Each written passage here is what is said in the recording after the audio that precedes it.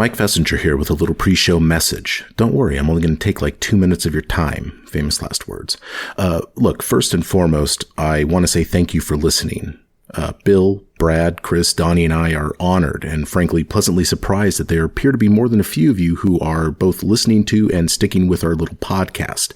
You know, the five of us love hanging out together and we're passionate about Pathfinder and Paizo products overall. And so to be able to take our time together, plus our hobby, and share it with others is really such a neat experience for us. And it drives us to keep going despite the fact that I appear to be editing this episode at 1:40 in the morning. I'd love to go to bed, but frankly, there's no time. That being the case, one thing I want to emphasize to you is that we value you and we want your feedback and your discussion, and we want to be available to those of you who want to reach out to us. So this dovetails nicely into the next thing I want to tell you, which is that we've spun up a little Discord server pertaining to this podcast to communicate with you.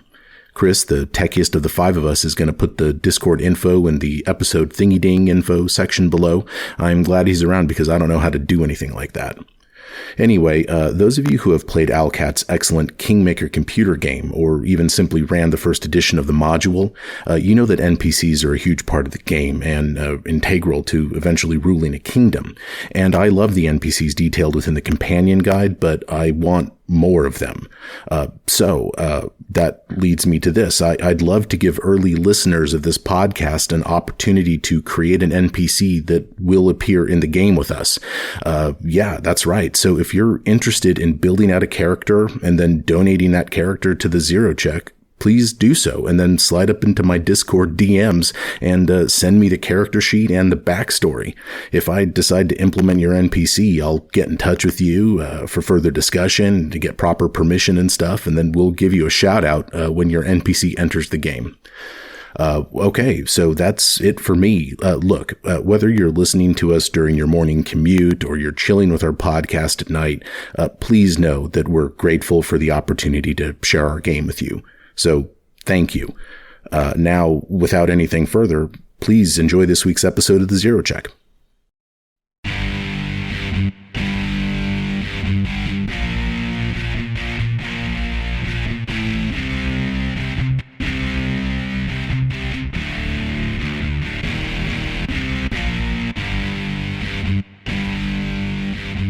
Welcome back, guys. Episode 8. Oh my gosh. Yeah, we just keep showing up. Someone must be doing a good job, or we must be enjoying ourselves. You guys keep letting me run the game, despite huge deficiencies. I appreciate that. Hey, who had raise your hand if you had a trippy dream last game? Hey, I had a trippy dream. Brad is raising his hand. I am raising my hand for you at home. A little bit of visual communication for... Yeah, man, I've been thinking about that. I mean, just thinking of like the last week or two that Mitch has gone through, like had a pretty easy life, and like to go through the massacre at the manor and then this weird, just trippy dream. It's messed up. And to find out that, like, sure, not really agnostic or atheist, but right. You know, you accept that there's, gods and deities and that kind of stuff, but don't pay much attention to actually see now some kind of intervention or what you think may have been an intervention. That's a whole nother level. Assyria has not experienced anything like that, so he kind of found it hard to believe that you had a vivid dream like that and took it to be real. Yeah. Well, and it complicated feeling for Mitch, thinking that this woman, Volodmira, killed the Deuce, and she did kill the Deuce, but right. maybe she had a little help, yeah. Yep. Yeah. And kind of this feeling, I don't know if anyone would pick up on it, kind of reflects, because we were talking off air about just with the crafting and stuff, and Bask's bone kind of leather armor is finished now. And yes, there are it's the bones of his ancestors, and it's all kind of strung together and, quite skillfully. And there's, if you do say so yourself, to toot my own horn, toot. There's a couple finger bones. One of them is Deuce's, kind of in the shape of, two kind of holding up for Deuce. Oh. But if you were to look closely, the way it's strung together, there's room for more. Oh no! Because as Mitch was building this, he's like, "This is fucked up. Like something's controlling our fate." Everyone around, like, there's all this death. So he's like, "What happens if we need more bones?" Yeah. Interesting. Will Bashk put enemies' fingers in there too, or are you thinking only allies? No. Yeah. I mean, the bones that are there now, the majority of the bones, save for Deuce's 2 fingers, are all ancestors, right? So he would not mix. He would not mix enemies in with that. That would almost seem sacrilegious to him. It wouldn't protect you. Yeah, I mean, it's a protective. Yeah. So some kind of other off-air stuff. We established it's the 10th of Farast. We did quite a few, a lot of hexes and reconnoitering and mapping, and it took us a good 10 days since leaving the Crooked Falls. Yeah. Svetlana's like, oh, they're very late. Weird. Usually they're here the first couple days of the month, but oh my gosh, they're just so late. Anyway, glad you guys made it. Isn't the 10th National Bug and Shit Pasta Day? Is that the 11th? Maybe. When you found your kingdom, whatever day you guys puked your brains out after eating Bashk's first meal, that'll be shit pasta. That should be a holiday. And just a mechanics note for anybody that's there's no bone armor, right? The mechanics of it, the properties of it's leather armor that's just being reskinned as bone armor from a mechanic standpoint. Guess who was curious out there? Because druids don't really like to wear leather, is my understanding, right? Because it's metal's their thing. Leather, metals, okay. Yeah, leather's okay. But in this case, it's not really leather armor. And Aruxi especially, we spend a lot of time in the water and things. So anything that holds moisture in is not great. So that's part of the reason bone is an option there. Technically, aren't you leather anyways? Technically, wait a minute. Technically, yes, and that may become an important plot point later on, Bill. So we might dive into that fact a little bit. Oh no. Hey, just showed you guys the map of Oleg's trading post again. Let's review here. So you come upon this post, this repurposed fort that is now sort of a waypoint, for traders and fur trappers and things like that. And Oleg and Svetlana here have told you that once a month they get quote unquote taxed by these bandits.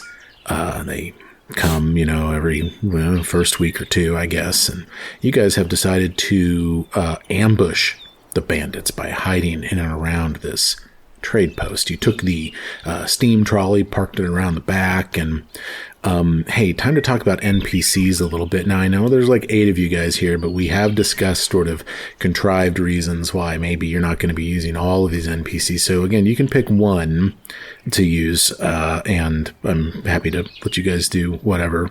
Yeah, I was going to say either Lindsay or Valerie. I think Valerie would be all about taking out some bandits. Oh, she's into it, man. Yeah. So you guys have Valerie hiding with you. Amiri probably just thinks it'd be fun. Right. Oh, yeah. Amiri is like, she's, I guess, maybe a little pissed that, you're sticking her back with the trolley. I don't know. But on the other hand, maybe we could just have them in the background participating, but I just can't. I'm not going to run 4 NPCs while you guys destroy these bandits, I'm sure. But yeah. So we'll let Valerie be your active companion. I'll take these guys off the board. Where do you guys hide? Do you guys want to know a little bit about these buildings and stuff? This looks like a barn right here. That's right. So off to your left as you enter the post, there's this barn that actually doesn't have any animals in it except for an old cow. And Oleg will tell you that while they took the rest of the animals, those bastards, there's a kind of a sleeping shack off to the right that Bashk seems to be in. It's got 4 beds and little trunks for people to stay. This place doubles as an inn. And then, of course, to the back right, to the northeastern corner, there's kind of would resemble today a bit of a farmhouse. Just a simple room, a kitchen and a hearth and a place for Oleg and Svetlana to live, and a kind of a business room there too, and some equipment and stuff. And that's where they keep their wares and everything. And that's about the long and short of it. So and there's like a pig pen over here, which is empty. What's in the southeast corner? Looks like holes with grates over them. Or I'm sorry, the north. How about the northwest corner? Oh my God! Wow, Donnie, Donnie, turn the map upside down. How much of that Oktoberfest you've been having? Yeah. Those are the slave pits. Wait, what? What? Have I not told you guys about the... That's where we sacrifice our victims. That's where they keep the zombies. Yeah. I don't want to make slavery jokes. The zombie pits, Did you yes, put the thank lotion you. in the basket? That's happening here? Oh my God, yeah. Fucking lotion in the basket. Oleg is Bitch. super evil. Congratulations, guys. You've solved it. Middens. Several 3-foot deep composting pits and middens have been dug into the soil in this area. Middens. Middens. I don't know what a midden I have to is. look that up. I'm hoping you mispronounced it and we just get flamed all to hell for it. Oh, a dunghill refuse heap. Oh, nice. Okay. Big shit pile. Svetlana's Where like, that's Donnie's where getting his next recipe from. Yeah, Donnie's digging around in the shit. That's where the mushrooms grow. Vashk is digging around in the shit looking for mushrooms. Fine. Okay, so take your hiding spots there, fellas. Let's see. I see Bashk is in the sleeping rooms. Is that true? Okay, Mitch. I'm up guessing on the this is like a covered up. Palisades. I'm underneath it if there's room. Oh, you're underneath it. Yeah. So, okay. So there's this wooden palisade that surrounds, like any fort that surrounds the circumference of this thing. So you're going to hide under it. But really, as they come through this southern gate, you'll just kind of be standing off to the right. They'd be able to see you, I would think. Well, Wait, no, that that door opens. Does that door, Yeah. if that door opens in, then it's just going to block him off. Right. So they'll close it and I'll be standing right there like, what up? What up? Okay, sure. Yeah, so you're there. I see Sirio's up in the Palisades a little bit. Yeah, I'm kind of crouched down, kind of hiding by this wheel of this ruined catapult, kind of around a corner here, up on the palisade. Can we get Valerie over into this room over here? We want her front and Actually, center. that's open air. That's the pig pen over there. Oh, that you're how about painting over there, here in our Bill. house? Sure. It's pretty far So away. Valerie goes inside of Oleg and Svetlana's house. So you guys have separated yourselves all across the maps. Good. God. Good. I'm glad you guys have chosen to stand all separate. Good job. You don't worry about us. I have a horrible feeling about this. It's going to be fine. You guys are going to be fine. It can't be worse than Volodmyra, right? No. Well, let's see who's pulling the strings on this fight. Right. Yeah, good point. All of a sudden, these guys are going to have like plus 27 electrical damage weapons. This Pharasma's up there dick punching us. Okay. Well, Pharasma's up there dick punching us. I like that. So just as Does Donnie have clothes on? Yeah, Donnie, you got your leather. Yeah, you got your bone. Put my bone leather on, and I'm ready to go. All right. Rock and roll. All right. So it's that morning, and just as Svetlana said, the day after you arrive at this post, you see these 4 horses on the horizon, these bandits here for their monthly trip to shake down Oleg and Svetlana. And Svetlana follows the plan. She goes and she stands by this fire just outside the front doors of the house. Oleg's up here. He's got the furs and the goods all laced. I thought he was going to have him back by that table. No, well, sure. Sure. That's fine. Whatever's Yeah, normal. So, Yeah.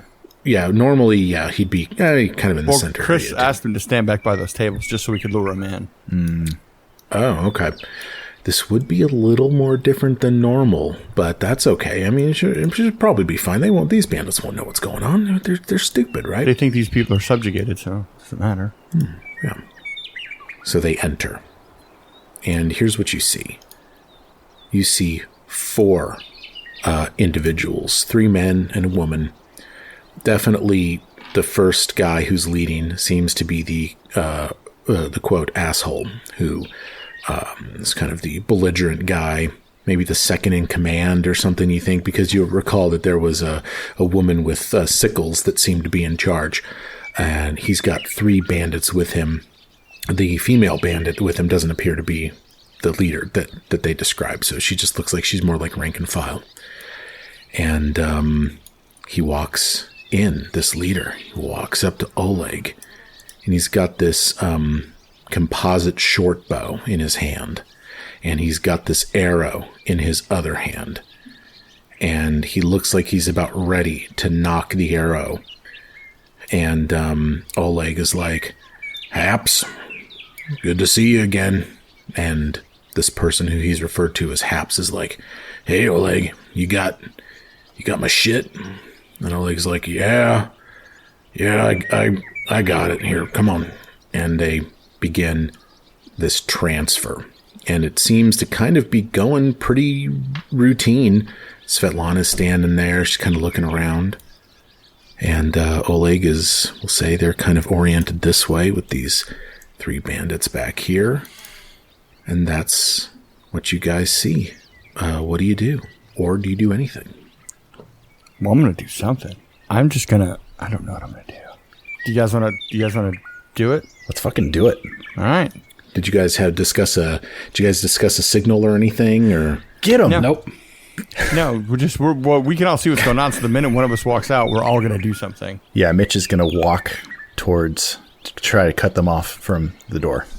So the door is open right now. Oh, so right, it's so it'd be open and it's blocking me. adjacent to you. So, Okay. I mean, it seems to me like you could just slam it back and block them, and Yep. you're just standing right there. That's what I'd like to do. Is that what you do? That's what I do.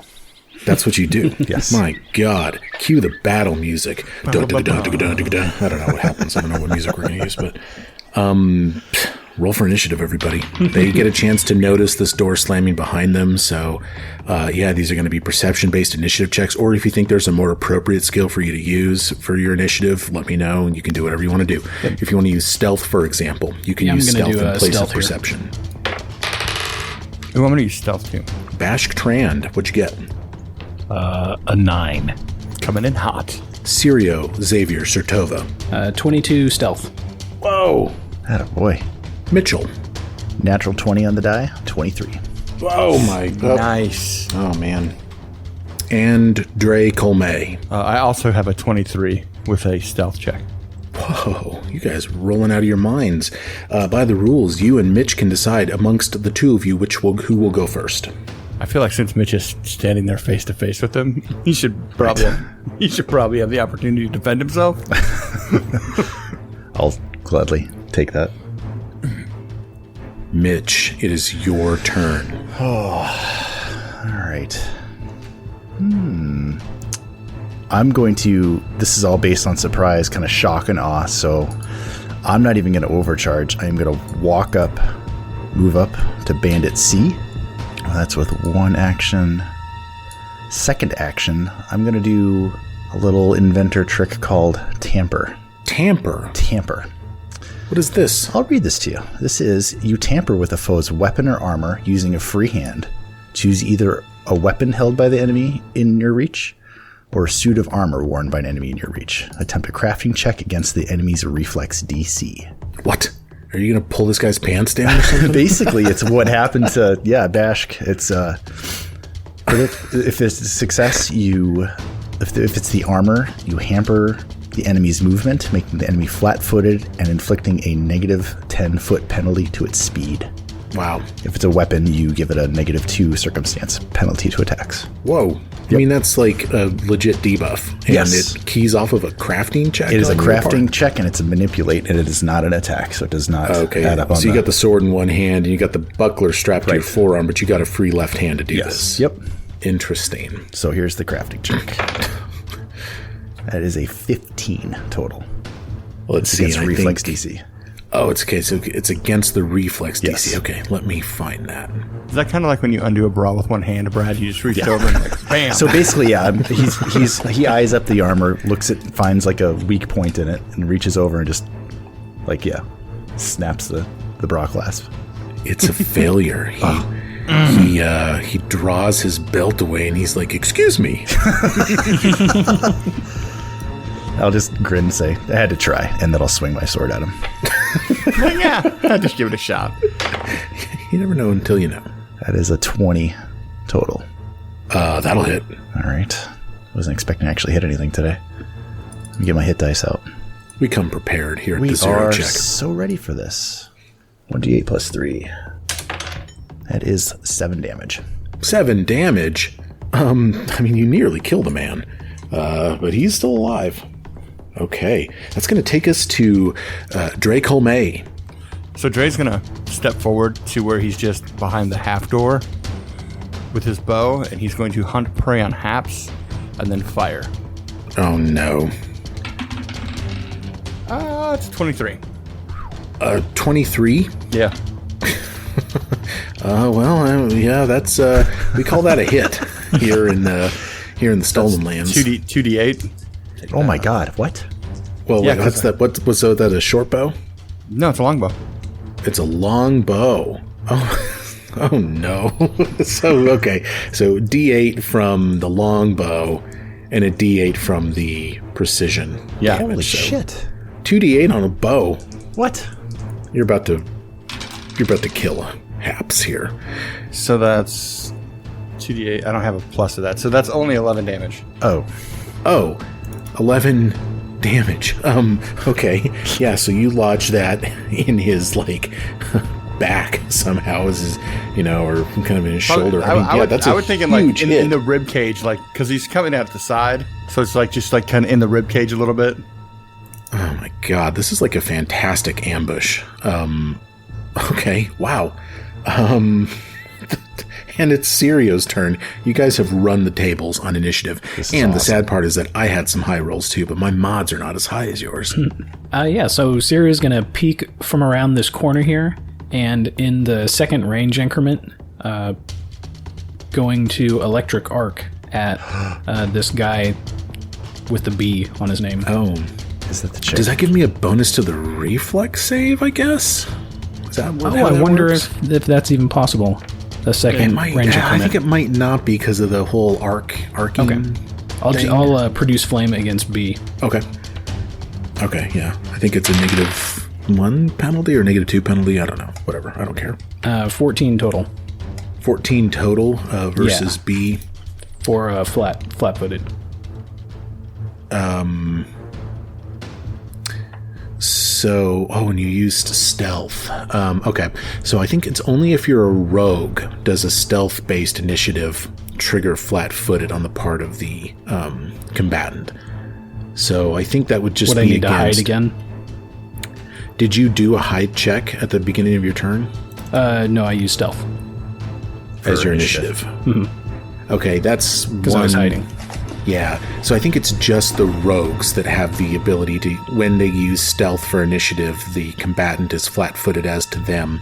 But I guess if you were to start your efforts with a hide check, I guess you could trigger a flat-footed armor class on Bandit B over here. Do you want to give that a shot, or? Yeah, I guess I'll hide again. I might be misapplying rules, but I don't know. I think this is just mechanically it gives rogues their advantage. So. Yeah, make the hide check as your first action. 24. Okay, yeah. That is a success. That does, so you leave the board, basically, as to them. You render B flat-footed. Then your 14 comes out, and that actually does make it into a hit with the range increment issues. So, yeah, roll damage. All right, 1d4 plus spell casting, 5 fire damage. 5 fire damage toward Bandit B? Yep. Wow. Oh my gosh, you guys are just closing this trap around them. It is Bandit A's turn. So he is the first of these guys to react. You should run. So Bandit A sees pretty much everyone here that's revealed themselves. Bandit A is going to run to stand shoulder to shoulder with Bandit C as his first action, presenting himself in front of Mitchell Groning. And then he's going to draw a dagger because he didn't think this was going to be a fight. And then with his final action, he's going to push that dagger out toward Mitchell. 18 total on the attack roll. That's just a hit. Yep. Okay, a little bit of damage here. Just a little D4 plus 1. That's going to be 2 damage to Mitchell Groning. Oh dear. That's going to be about the way it goes for me tonight, I suspect. It is B's turn. B is going to draw her short bow. And outside of her first range increment, she is going to fire on Sirio Xavier Sertova up in the Palisades. And that is going to be a miss. And subject to the multiple attack penalty, she's going again. And that is also going to be a miss. Oh dear. It is Oleg's turn. And Oleg is over it. And he goes, "You son of a bitch." And he's going to pull out his carpenter hammer. Oh, yeah. Oh, yeah. Nice. Oh, no. 20 out straight claw, I'm assuming. Sure, Brad. I don't know. I just pictured it like a little hammer. He goes, "You son of a bitch." And he's going to bring that thing down toward the head of Haps. Hey, you guys want to hear something funny? This module was written years ago. Haps's last name happens to be Biden. So, so I know I don't really want to get political, but he's trying to hit Haps Biden over the head. That's going to be, unfortunately for Oleg, a miss. And he looks back at Svetlana in this moment, looking for instruction from her. Do I run for cover or do I swing again? And I'm going to put you guys in charge of Svetlana for a moment. What does she say to Oleg in that moment? She says swing again. She's Strap it on, Oleg. She's you could tell before that she was frustrated that they were being taken advantage of, and right now she's seeing her man stand up. And she's like, swing again. Is it unanimous? Yeah, she's swooning. Swing away. He brings it back around. Oleg, I wish for the best for you, Oleg. I'm about 20. to roll. Nat 20, come on. Yeah, come on, Oleg. 12 on the die. Ooh, okay. Let me go ahead and take a look here at Oleg's character sheet. He's an expert in clawhammer, right? Oh, yeah. Yeah, of course he is. I think it's going to be in this, but let's just make sure. Let's see here. You know, the book is actually really interesting. Oleg's trade post is presented in 2 separate areas, so I got to go over to Oleg's character sheet over here. And, you know, it might be a hit. So 12 on the die. He normally adds 8 to his hammer attack. So we subtract 5 from that, so that's good. Oh, it's an agile weapon. So that's going to be a 12 plus 4. That's a 16 total versus Haps Biden's armor class. It's a hit. Yeah, Oleg. It is. It's a hit. D6 plus 3, man. Oleg, he's done. Oh, dang. He's got his old man anger, and he's a man that can only be pushed so far. If I put a 6 on this die, I'm pretty sure Oleg is about to kill Haps Biden. Nice. I put a 6 on the die. Nice. And Oleg brings that hammer down. The fury of a man pushed too far. 9 damage to Haps Biden, who already took 11 points of damage. And Haps Biden is killed by Oleg. Man. Wow. Okay. Wow. Oleg's getting some tonight. Yeah, I suspect he is. That is the end of Oleg's turn. Bashk, you just watched out a little window as Oleg kills Haps. What do you do? Yeah, the hammer, I think, maybe sunk into the skull a little bit, so that was put the hammer down. That was pretty awesome. Aww. So Bashk is going to move 10, 15, 20, 25. He's going to do about there for his first move. And then he's going to kind of come down here for his second. And then he's going to have Dundee kind of come out behind him with 2 move actions. So that'll be his turn. Gotcha. Okay, so you kind of had a tough route to get out of that sleeping where that door room. Door was kind of put me at a disadvantage. I kind of thought we were going to get him to the center of the room before we attacked. So yeah, he was out of position. Gotcha. Okay, yeah. So Bash comes dashing around, and you end up next to the corpse of Haps Biden, who's down here on the floor. Bydon, by the way, spelled a little different there. Okay. That's going to bring us to Valerie. Valerie's going to... She's further than anyone. So I think Valerie's simply going to spend her turn getting herself down here into position. And I believe she is able to get into melee with Cutthroat B here. In fact, yeah, she's got to burn 3 actions to do it, but she's just going to put herself down here into the fray, shield in one hand, longsword in the other. That's going to be her turn. This would have been Haps Biden's turn, but he's quite dead. That's just going to leave us then with Cutthroat C. And Cutthroat C sees Haps Biden dead, and the Cutthroat is just like, he's got a decision to make. Does he stay? Does he go? Does he stay? Does he go? The door's closed. Oh, that's true. Mitch did slam that door closed. He stays. Okay, so he's just going to draw his dagger, and he's going to start trying to stab at Mitchell. Looks like that is actually going to hit with a 13 on the die, total of 18. That's it. Okay, D4 plus 1. Okay, that's going to be 3 damage. And this guy's going to go again. That's going to be a miss. And that is going to take us into round 2. Wow. Haps didn't even make it through round 1. Mitchell, it's your turn.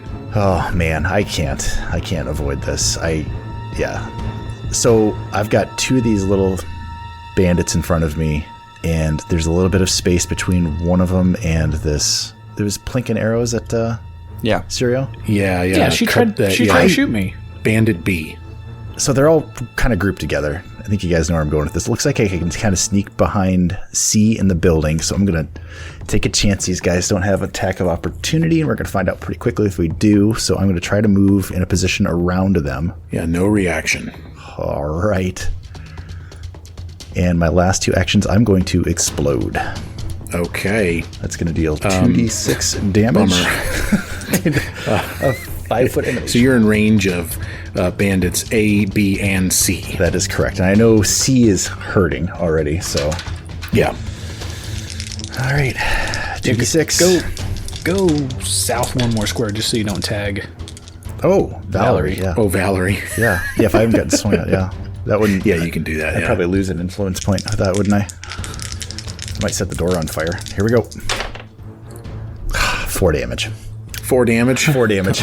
You did 2 twos? 3 and a 1. 3 and a 1. Okay, let me roll some reflex saves here. Bandit B has critically failed, so that's going to double. Bandit C fails.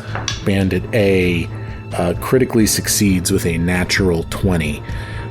So let's see here. C had taken 7 points of damage. Yeah, I think I get a basic reflex save.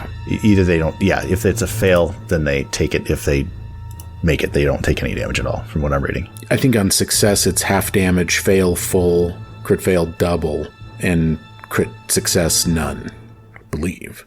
It doesn't break it down like that. Here, I'll link it. Well, does it just say it's a basic reflex save? Basic reflex save, yeah. Yeah, that's baked into the okay, basic gotcha. rule. Okay. Yeah. So with C failing, that's going to just be 4 damage, but that's enough to kill him. Roasted. So he's gone. And Bandit B, who was busy flinging arrows at Sirio, critically fails, will take double damage. That's 8. That's enough to one-shot her. So she flies apart, but Bandit A seems to be able to duck under, shield himself with the door or something, and he is still unhurt. I'll let you resolve the unstable check. Did you fail? I failed. I critically failed. I critically failed that, so now I can't use it again for 10 breaks minutes. Or something. Yep. Yeah, okay. Awesome. Drake Homey. Trey. Back in the barn. You've seen some weird shit over the last 6 seconds. Yeah. I'm just gonna... You know what I'm gonna do? It's a damn owl. In comes the owl. He's just gonna fly over here. Oh my god, 60-foot fly speed. Yeah, he's just able to do it. He's just kind of cruising around. He's not doing anything. He's just gonna do his support thing again. Okay. Trey's gonna notch an arrow and shoot. Okay. 26. Now, 23. 23? Math is hard. Yeah, that's gonna be a hit. Oh, I didn't hunt prey though, so that's only 1d8.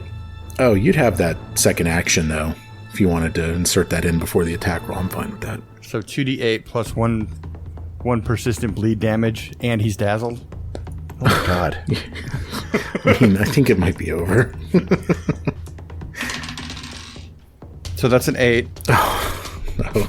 And then it's a 3 from the d4, and he's got persistent bleed damage. And Okay. He's dazzled. Well, perhaps those things might have occurred had he not had 8 HP to begin with. So this arrow comes sailing out from the barn and lodges itself into the neck of Bandit A, while Hoot the Owl begins clawing at his eyes. And this fight is over almost as it had begun. This is a 12-second little encounter. Wow. Bashk and Valerie are just kind of running still, and then everyone's dead. And Oleg over here has blood all over his carpenter's hammer, a light hammer in the book, but what did you call it? A hook-clawed McGillicuddy? What is it called? No, that's exactly what it what I was. said. But that's Brad's he's going to call him that from now on at work. Give me that hook called McGillicuddy. Razzle dazzle nail swinger. A nail swingsmanston. That is the brand, Swingsmanston. Yeah. Yeah, so Svetlana and Oleg are just sort of like embracing over here, not in like a weird way, but just like it's over, right? It's over. Well, it's probably not over. Dude, this is only 4. This probably isn't over. But meanwhile, right now, Mitch is swearing and cussing and like slamming on his suit. This is the second time it's malfunctioned doing this, and he's just like done. Like it's not supposed to happen. Yeah. Valerie's like, it looks like it's working pretty well to me. She's looking at these burnt corpses around her. I'm just going to start rifling through their possessions. Oh, sure. First and foremost, here's the thing that you notice right off the bat. All 4 of these jokers are all wearing that same stag medallion that you found behind the waterfall last episode. And I don't think I went into this before, but I believe each medallion has a trade value of 5 silver.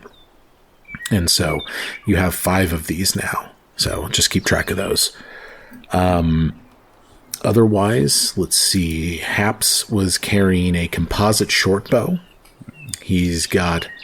Oh, I'm sorry. I misspoke. The stag... let's see. That stag amulet has a trade value of 3 gold pieces.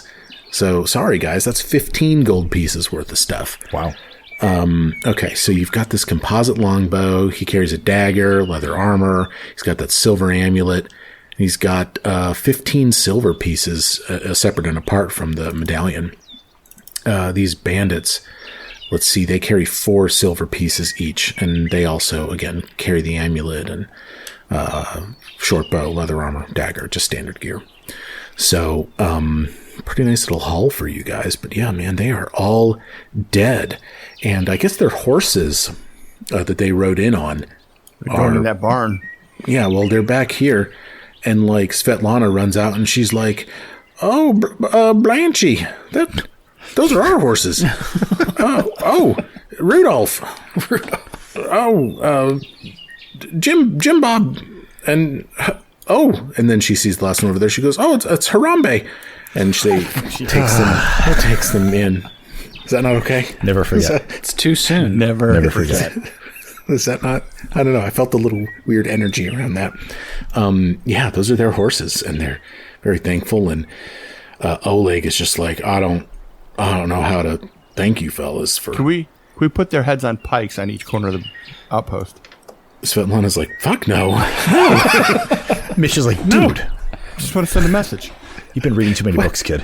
No, this is a trade post. No. No, absolutely not. But yeah, so interesting. Yeah, so that went off without a hitch. I think Mitch got stabbed a couple of times. Yeah, but no, I'm down. That was I burned myself. Pretty dank little fight you guys had there. What's next? What do you do now? I mean, do we want to ride out and trace their trail back to their camp? That is a good idea, I suppose. Yeah, because Svetlana seems to think that they might be a day or 2 ride away. Initially, she said there were 10, 12? I thought 12 is the number. Yeah, the first time 4. was 10, then 8, then 6, now on this fourth visit, they only brought 4. There's 6 left. So, yeah, I mean, they were riding horses. Can Bash do a survival check to see, which way the tracks go? See sure. Yeah, so this might take a little bit of time. I'm a little fuzzy on how this might work within the rules of the game that we're playing right now. Sure. But as is typical, I don't care. Okay. Just make a survival check. I don't fucking care. All right. So, rolled a 19. Adjusted. Total? Yeah, total. Yeah, man. It says Svetlana suspected. It's clear to you that these tracks seem to go to the south, but eventually, just in your short inspection, you think that they curve southwest. It's kind of as a slight gate. If I move you back to this map here, you're looking at what you know about the stolen lands, and you're thinking that these tracks that the horses left are going to take you straight into Greenbelt, into this foresty area, right out of the plains. I say we follow them. Yep. Okay. Yeah, you want to set off today? I say we sleep and then I think so. Because let's think about they would get the tribute and then they would go directly back most likely. So we don't want I get that. to waste too much time just in case they get suspicious and send more people up. I drank one of the lesser potions or the minor potions. Got 5 back, so we're good. We're good to go. All right. Well, we'll tell Svetlana and Oleg that they have to take care of those bodies, bury them in the back, do whatever you want with them, throw them in the compost heap. Well, we can leave a couple of our followers here to kind of... Oh, yeah. Sure. We'll leave 3 to help. Yep. Okay. Who are you taking with you into the Greenbelt? Tracking. Valerie was pretty amazing at that fight. I don't know. I think we'll bring her. Yeah, she's super helpful. She shined. I'm taking an influence point away from her. She's lost influence with you. Her split time on a 40 is okay, so I guess we'll take her. Sirio, the sorcerer. Dude, I want to bring the barbarian out. That's just me, though. Oh, yeah? You want to take Amiri? Ooh, let's roll. Let's do a roll. Yep. Ooh, what do we do? Roll a d4 and then just assign. Yeah. Who's who? Who's the number, Chris? Oh, I was just saying 1 and 2 is Valerie, 3 and 4 is Amiri. Oh, yeah, okay. Yeah, let's do that. 3. Amiri it is. Okay, Valerie, man, you we appreciate the effort, but we're gonna go ahead and go with somebody else. Okay, fine. Okay, so you guys hop into your trolley. Valerie, Harry, and Lindsay stay behind to protect the fort, and you begin heading southwest. So I'm going to take you out back to the Stolen Lands map. Oh my gosh, I'm so hyped. I can't even help myself. Okay, so which hex are you heading into? Right here into this forest, following the tracks? Yep. Yeah, we're going to follow those tracks. Okay. Travel activity. I'm going to scout. You make it into this hex. Night has fallen, and you're in this forest, okay? You hear a bunch of sounds and noises all around you, forest ambience, okay? And the thicket is, the trees are thick, the sun isn't really coming through that much anymore. And, the trees are so thick that they kind of block the wind a little bit. It's just very eerie how thick the Greenbelt forest is. It's starting to get dark, and you are still following these tracks. What do you do? I think we need to do some camping. I think we do need to stop for the night. I think we don't have a choice. Because what are the the exhausted rules? How long can we go before it starts becoming an issue? Yeah. Oh, a forced march. Yeah, so I guess the first thing I had to do is, look, if you're going to make another hex through the night, I think what I would say is that you're going to be fatigued. I say we camp. Do you want me to look up fatigued? I think it's like a -2. Yeah, we dealt with that in another. Yeah, we joke about the math of +1. The math of -2 would be bad. Horrible. Yeah, I don't want to do that. Pathfinder 2 is pretty tightly tuned and bounded, so yeah, I guess I couldn't recommend forced march all night. Bashk, I need you to make a pretty important scouting check. Try to find you a campsite tonight. Actually, maybe we keep going. All right. +8 survival. Total of Anyone aiding? Total of 22. Oh, you got it, man. Well, let me look at the DCs. Yeah, I think you're fine. I guess I shouldn't say that. For those of you that have run your own games here in this game, you know that sometimes it's just like, oh yeah, that's got to be fine. You know what? You have passed the zone DC with a 22. You have succeeded. You have found a good campsite. You find a serviceable spot for a camp and for camping activities. So, great. Okay, let's try to resolve this a little quickly, guys. But any camping activities tonight? Any food buffs? Anything you want to do? Or are you going to just eat rations, bed down for the night, and hopefully avoid the random encounter rolls? I think the only thing we may want to do is the rest. Yeah, the rest, and then what is there one to maybe camouflage the campsite or just yeah. Camouflage campsite. Here it is. You spend an hour concealing the camp from potential threats by covering tents and branches, ensuring campfire placement minimizes the spread of or scent of smoke, reminding others to avoid making too many loud noises, Dracolme, and so on. Attempt a stealth check against the zone difficulty class. You can only attempt a camouflage campsite once per camping session, irrespective of the activity's result. So, whoever is the best at stealth in the party can attempt a stealth check against the zone difficulty class to camouflage the campsite. I have a +7. Yeah, I'm +6, so I can I aid on this? Does there... I'm going to say sure. Yeah, I'm going to say you can aid. I might be messing that up, but again, I don't know if you're sensing a theme. I don't care. I got a 12 on my aid. I'm going to say no on that for a success. I have a 24 on my stealth check. Attaboy. There we go. That is a success. Your work helps hide your camp from detection. Increase the encounter DC for your camp by 1. And in fact, because you spent a campsite activity camouflaging, I believe I have to roll for a random encounter at the original DC because, of course, you're not quite camouflaged yet. No encounter. Nothing happens. You've now camouflaged the campsite. Anybody else doing anything during this first hour? Bash wants to cook again. Okay. What are you cooking? You cooking basic or you cooking special? I'm cooking basic. I'm going to do... Wait. No. I'm going to cook one of those new recipes that we got. Oh. We're going to... Oh, man. You going fish on a stick or you going haggis? Yeah, we're going fish on a stick. Fish on a stick. Whenever I see fish on a stick, I think of Korn's Freak on a Leash for some reason. I don't know why. All right, and I'll once we get to where we're ready to eat, I'll roll that. Are you making, I guess, 5 servings? I'm going to make 5 servings. If everybody wants to eat it, they can eat it. Okay. We can recognize that it's a fish on a stick, right? Yeah. You can see it's not it looks like a food. You can see it's meat on a stick. From that cook. It's not like skewered locust or anything like that. Right. Okay. Where did you know? Mitch is gonna roll the dice on this one. He'll take a. I'm gonna grab a fish on a stick as I lay down to go to sleep. I mean, okay. So we got an hour cooking. Well, let's not roll that yet until we get to step 3.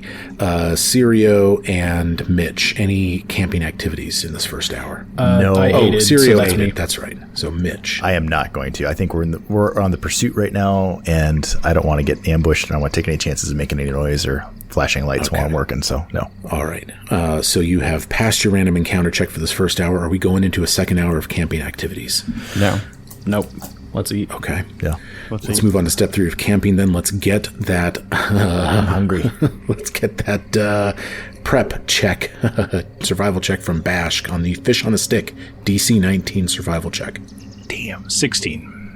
Okay, so it's just a regular failure. Okay, there's no failure condition, so it looks like it's you just subsist on it.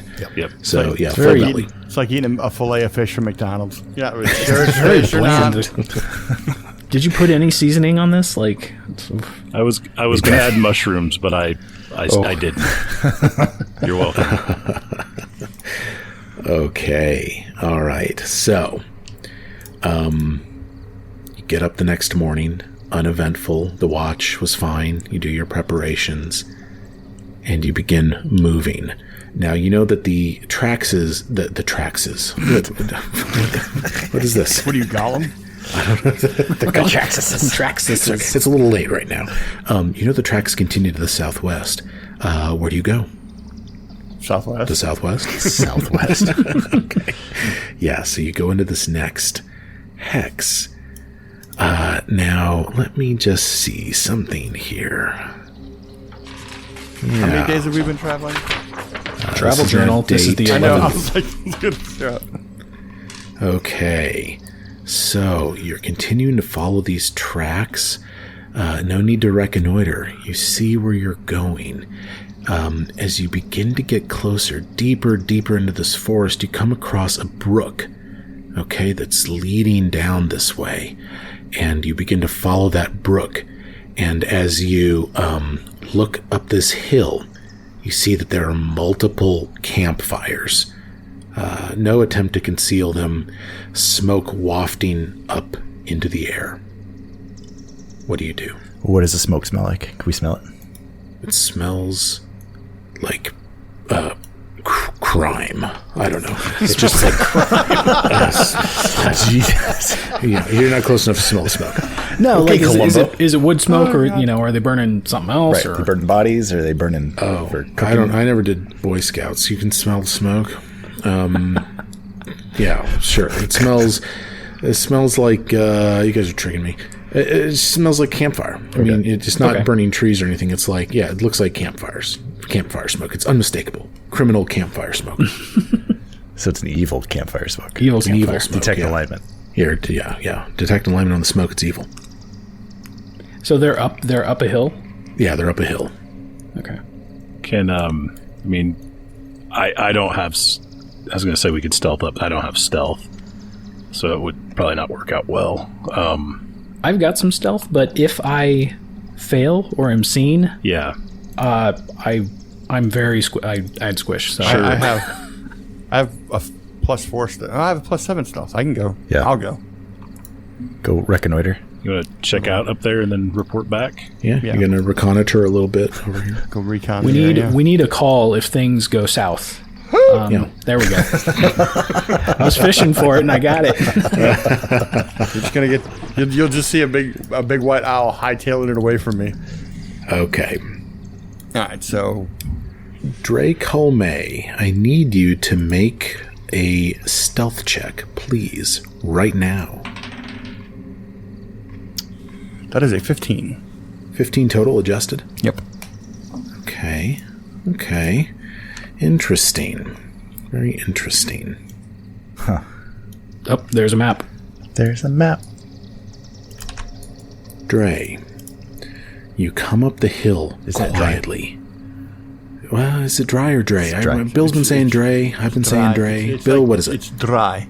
Dry. You gotta roll the R. You gotta roll the R. Roll my R's. I ain't doing that. It's dry. Dry. My mission is to mispronounce every name possible of the player characters. So I'm 2 for 4 at this point. Dry. You come up this hill. You find yourself in this thicket, concealed. The stealth check with the distance between you and the occupants of this camp is, at least from what you can see, successful. You come up the hill here, you see a couple different campfires. You see some tree houses and some other elevated platforms built out of wood set against multiple trees around here. Looks like there are lookouts. You see this brook again running through the campsite, and you see multiple bandits, okay?